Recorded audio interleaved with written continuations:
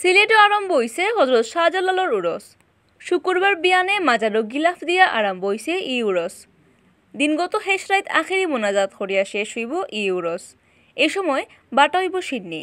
শুক্রবার বিয়ানে হজরত শাহজালালর খবরও ফয়লা গিলাফ দিছইন মাজারুর মাইনছে। এর বাদে দেশের নানান জায়গা থেকে আওয়া বক্ত আশেকা নখলে লাইন দরিয়া গিলাফ দিছইন।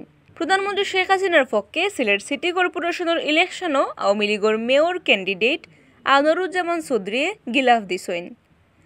আরও গিলাফ দিছইন জাতীয় পার্টির মেয়র ক্যান্ডিডেট নজরুল ইসলাম বাবুলে। উরস উপলক্ষে বিশ্ব ঈদবার তাকে দেশের নানান জায়গা থেকে বক্ত আশেকা নখল সিলেট আওয়া আরম্ভ করছিলা। শুক্রবার বিয়ান তাকে আরম্ভ হইছে উরস। জুম্মার নামাজের সময় মাজার মসজিদ আর উঠান ফারাইয়া মুসল্লি অকল রাস্তা পর্যন্ত গিয়া খাড়াইছইন।